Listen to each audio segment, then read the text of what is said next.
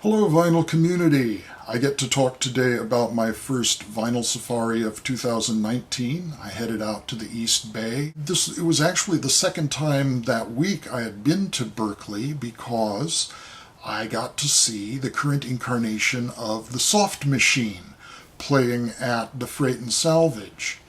And the opening act for the Soft Machine was the Levin Brothers, and they were fantastic by themselves. They even did some King Crimson material, as well as a number of other familiar tunes. And I had brought this LP with me, just on the off chance that I'd have a chance to meet Tony Levin. This album, as you can see, is a Japanese pressing of King Crimson's Discipline. I think I got this about a year after Discipline originally was released. And I've had it autographed for decades. It was back in the late 80s, early 90s that I got these autographs at different events. Adrian Belews was from a lecture tour, so-called. He actually just played some solo guitar pieces and took questions from the audience and then did a meet and greet afterwards. Bill Bruford was from an Earthworks show, and Robert Fripp was from a League of Crafty Guitarists event. I had subsequently actually run into Tony Levin once at a club, but of course I didn't happen to have this album with me, so I'd gotten him to autograph a menu from the club and put that inside this album, and for a long time it always kind of itched at me that I didn't have a real autograph to complete the quartet. Well, on that Thursday night, the Levin Brothers announced that they would be hanging out in the lobby between the sets, and so I went and introduced myself to Tony, and he graciously completed the set of autographs on my Discipline LP. So that was very fun. So before getting to the East Bay Hall, I'll show the other albums that showed up over the past 2 weeks, starting with the Beatles, Hey Jude. I've always had a real fondness for the Beatles albums as they were released in America. People kind of look down their noses at the American versions of the albums. They're butchered, they're shorter, they have fewer songs. They're not as the Beatles intended, but they are a special part of Beatles history that we in America grew up with. And this is the album that came out in early 1970 between Abbey Road and Let It Be. And this is the original American edition, which is distinguished by the label giving the title as The Beatles Again. That was the working title, and the labels were actually printed up before the title was changed to Hey Jude. So original copies have no title on the back or front, but on the spine it says The Beatles Hey Jude, and on the label it says The Beatles Again. And this is to replace the replacement. Sometime when this album was belatedly released in Britain, I'd bought an import copy and sold off my original copy, so now I've got the version that I had back in 1970 back again. Derek Higgins showed this recently, so that inspired me to pick up a copy. Dollar Brand, the great South African pianist, Africa, Tears and Laughter. And although he's best known as a pianist, this features a lot of his saxophone playing. The band is Dollar Brand, vocal, piano, soprano, saxophone, Talib Kadr, soprano saxophone, alto saxophone and vocals, Greg Brown bass, and John Betch drums. And it's a little ironic that this is credited to Dollar Brand rather than his Islamic name of Abdullah Ibrahim, because the music on this, where the compositions on the back actually are credited Abdullah Ibrahim, are very much conscious of his spirituality. The liner notes very much emphasize his faith. And the music de-emphasizes his piano. There's a lot of chanting and Not so much of the really steely-fingered piano that we know from Dollar Brand records. This is a release on the Inner City label. I think this is actually a reissue of one that was released with different packaging and a different label in Europe. On ECM, Julian Priester and Marine Intrusion, Polarization. This is from 1977, and it's Julian Priester's second album for ECM after Love, Love, which was very much a follow-up to his work with Herbie Hancock and the Mwandishi Band. And this is mostly pretty different in character. This is more contemplative than that album. Not so much of the funky electronic sound. The beginning of this is actually a duet for two Julian Priesters on trombone. Not until the last track does it really get back into that groove, the more oddly syncopated, funky beat that he did on the Love, Love album and with Herbie Hancock's band. Next, some blues. Mississippi John Hurt, Today. This is from 1968, I believe. It's one of two albums that were released simultaneously. They did the Mississippi John Hurt and also Skip James, both titled Today, ! And both were albums by old bluesmen who had had a long fallow period and then came back to the public consciousness with the festival circuit, and Vanguard put out albums by both, and we got to hear what they were up to in their very late years. So the Skip James ones are total classics. This one, I think Mississippi John Hurt is not quite as strong as he was on the well-known 20s recordings, but great stuff to hear. And he's revisiting a lot of classics. He does a remake of Candyman, of course, and it's very enjoyable. So now on to the main order of business. I got to try a couple of new shops in Oakland and Berkeley that I hadn't been to. Both interesting, but I ended up not buying anything at either one, although I did see a Mingus Oh Yeah album on the wall that was sorely tempting me. The price was not unreasonable, but it was just slightly outside my comfort zone. I think if the cover hadn't had a little writing on the back, that would have tipped the balance. I may go back and see if that's there next time I'm in the area. But I did spend a long time at Rasputin on Telegraph in Berkeley, mostly in the $1.50 bins for classical. And those are very extensive. They just got tons of classical albums in their bargain bins. And not everything you find in that bin is actually classical, because for 50 cents I picked up the first album by the Dutch band Flerk. This is a little bit classical, a little bit Celtic folky, a little bit soundtracky, but you'd still type them, I think, as an acoustic rock band. They feature acoustic guitar, acoustic bass guitar, flute and violin, and the music is maybe a little bit like some of Mike Oldfield's work. Very much of interest to progressive rock fans, though, and this is on the Dutch Polydor label. The album, and pardon my Dutch pronunciation, is Variaties op een Dame, which is Variations on a Lady. And apparently this was a big hit in the Netherlands. I love the bassoon. I'm a big woodwind guy in general, and this is an album of 18th century music, some Baroque, some classical, for bassoon and strings. The first piece is De Boismortier Concerto in D major for bassoon, string orchestra, and continuo. Then Francois Couperin Concerto in G major for two bassoons, so you get to hear both of them honking away in counterpoint. Then a quartet by Francois Devienne, Quartet in C major for bassoon and string trio. And finally, Michel Corrette Les Fenis for four bassoons and continuo.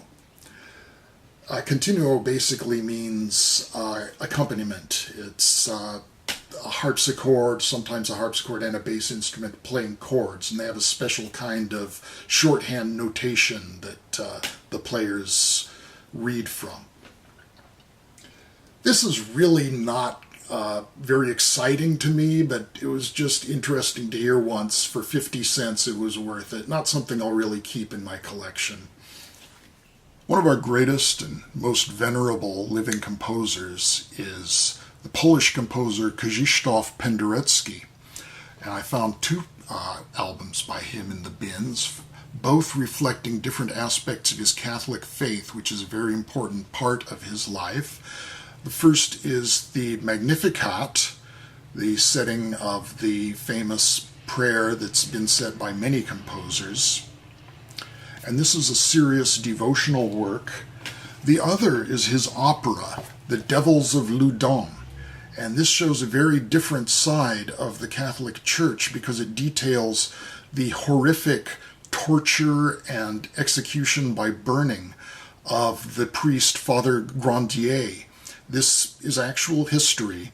He was basically railroaded by a politically motivated tribunal, accused of being in league with the devil when a group of nuns believed that they were possessed and that he was the cause. There are some moments in the opera that remind me a little bit of Frank Zappa. Frank Zappa did know this opera and was presumably influenced by it. Occasionally there will be a burst of pizzicato strings where I'll say, that sounds like something out of 200 Motels. And Penderecki uses electric bass guitar in the orchestra, which is very prominent when it plays, really stands out, and that kind of links this to the rock world a little bit. But here's what Frank Zappa said about the Devils of Ludon when he was asked to give a top 10, and he included it.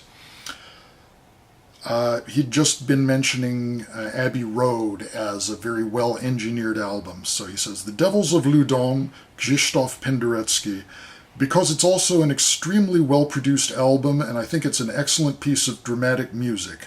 And also because Tatiana Troyanos, who plays the main nun, sounds absolutely marvelous during the enema scene. The story is about a hunchbacked nun who's possessed by the devil and has to have an exorcism. The exorcism involves the nun being given a hot herbal enema. In live performance, the exorcism takes place behind a screen, and you hear Tatiana singing and screeching whilst an orchestra plays enema music. You also hear the devil chuckling from inside the nun's bowel. Well, I think old Uncle Frank took a liberty or two, but you can see what attracted him to the piece. Maybe that's not the only takeaway from this opera, though. This is an amazing set. It comes with a big fat libretto, some of Penderecki's handiwork there. And this is printed on some strange paper stock with a lot of inclusions. There's all these specks and glittery bits pressed into the paper. Amazing package, and the records appear to have been untouched. Even though this was in the dollar bin, it cost me a whopping $3.95, but I felt like being a big spender.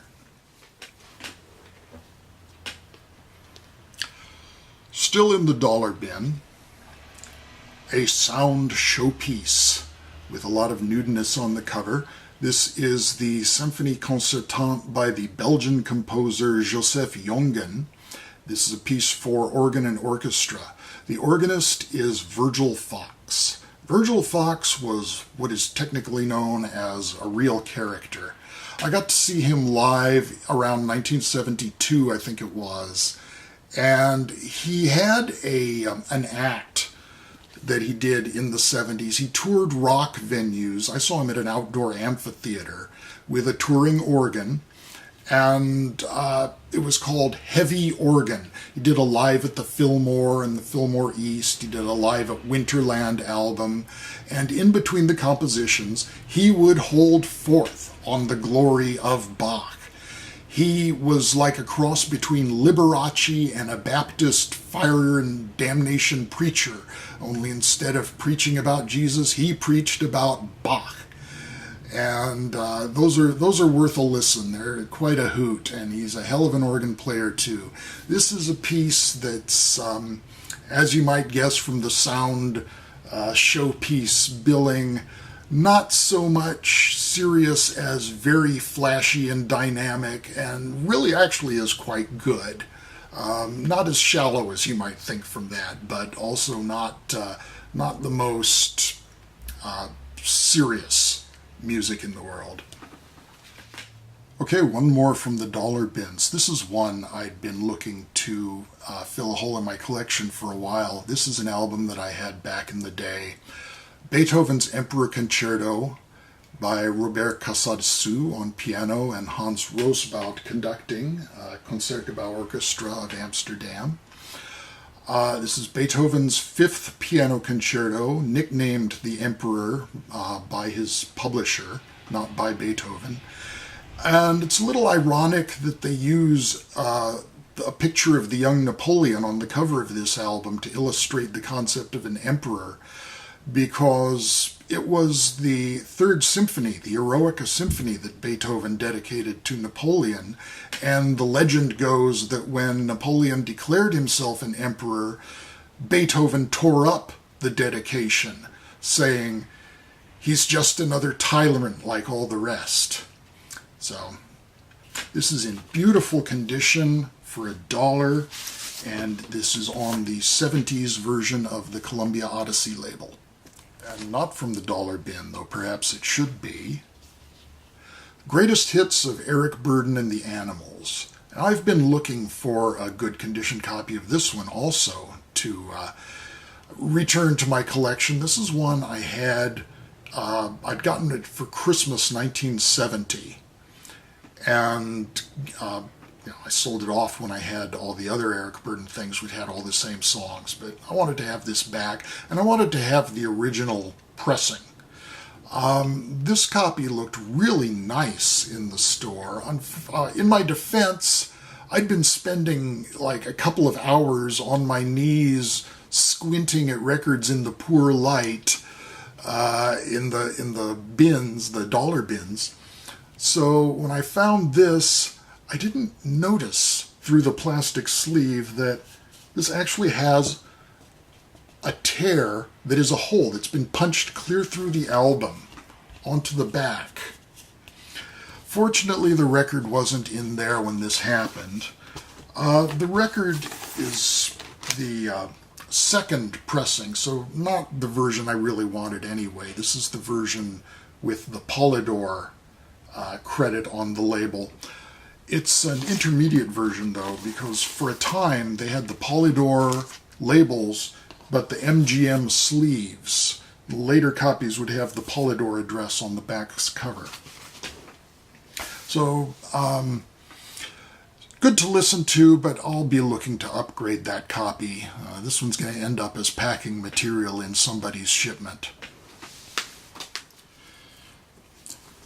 And finally, I scored a very nice haul of avant-garde jazz and improvisation albums, many of them involving Anthony Braxton, starting with Anthony Braxton's 4 Compositions 1973. This is a Japanese release of Braxton playing with Japanese musicians. The band is Braxton on sopranino, contrabass clarinet, S clarinet, I'm not sure what the difference is, flute and alto, Masahiko Sato on piano, Keiki Midorikawa on bass, and Hozumi Tanaka on percussion. Gatefold cover.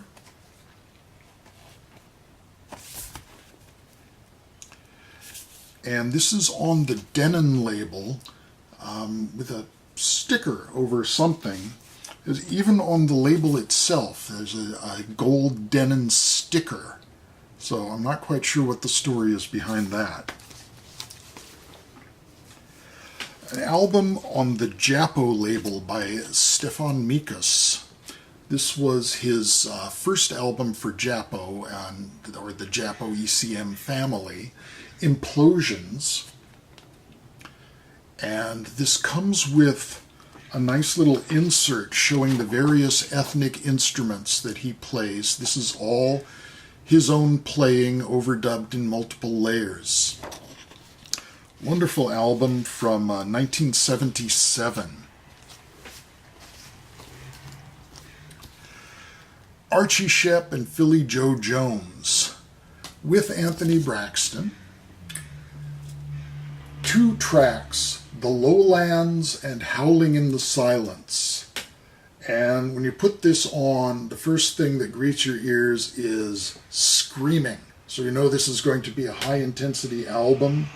Also features Leroy Jenkins on violin, Chicago Beau on vocal, soprano sax, and harmonica, Julio Finn on harmonica, with Archie Shepp on tenor, Anthony Braxton on alto and soprano, Earl Freeman on bass, and of course, Philly Joe Jones on drums. This is French pressing on the America label. Picked up a couple of albums by the British improvising collective Spontaneous Music Ensemble. Spontaneous Music Ensemble is basically drummer John Stevens plus whoever else he happens to be playing with. And this album is on the Eminem label from 1975, and it's a duo of John Stevens on percussion cornet with Trevor Watts on soprano sax. Cover art by, where's the credit? Louise Stevens, age 3. I presume that to be John Stevens' daughter. And the music is very choppy. They do a lot of short phrases, both the drums and the saxophone. So it's kind of, there's no honking, screaming, squealing. It's all kind of low-key and homogeneous throughout the album. And this other album by the Spontaneous Music Ensemble, Biosystem from 1977, has a lot more variation to it, a lot more depth to the sound. This one is a quartet with John Stevens percussion and cornet again, Nigel Coombs violin, Roger Smith guitar, and Colin Wood cello. So with the violin and cello, there's an obvious chamber music feel to this. A lot of interesting textures, and this is on the Incus label. I love the Incus label. If you know the anatomy of the ear, you see these are the bones, the malleus, the incus, and the stapes, or the hammer, anvil, and stirrup. That's your biology lesson for the day. And next one is John Chikai, Andre Goodbake duo, Barefoot Dance.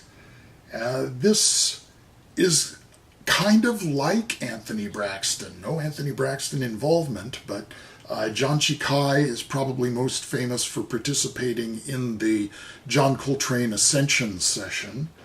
And this is just duets for the 2-horn players. There's a lot of repetition that reminds me of the Anthony Braxton Kelvin pieces. So this has a pretty composed feel to it. Both of the performers contribute to the compositions. John Chikai is playing alto, bass clarinet, bamboo flute, and vocal. Andre Goodbake is playing alto sax and bass clarinet. This is from 1978. Finally, Wildflowers 2, the second of 5 albums by various artists, and this one does include Anthony Braxton once again.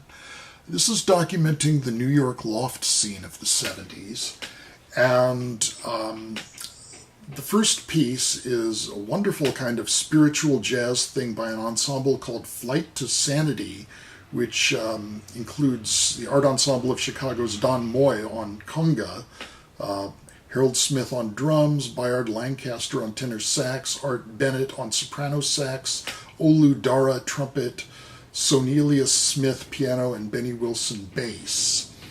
The side is filled out by a lovely ballad piece, Naomi, by Ken McIntyre. Anthony Braxton does one of his Kelvin pieces, 73 degrees minus S Kelvin, with George Lewis on trombone, Michael Jackson on guitar, Fred Hopkins on bass, Barry Altschul on drums, Philip Wilson on percussion. Not that Michael Jackson. Marion Brown. This is interesting because it's credited as a trio of Marion Brown on alto, Jack Gregg on bass, and Yuma Santos on conga, but it's actually a solo saxophone piece. You only hear the other musicians playing like 2 notes at the end as it fades out, as it was about to head into the next piece. And finally, Leo Smith with Oliver Lake, Anthony Davis on piano, Wes Brown, Paul Maddox on drums, Stanley Crouch on drums. And this is on the Douglas label. That's it for now. Thanks very much for watching. Last video I did, I unfortunately had to edit out the musical ending, but trust me, it was really wonderful, and that one was kind of personal, so thanks very much to everyone who commented on that. I really appreciate it. So thanks again, be well, enjoy the music, and I'll talk to you again soon. Bye-bye for now.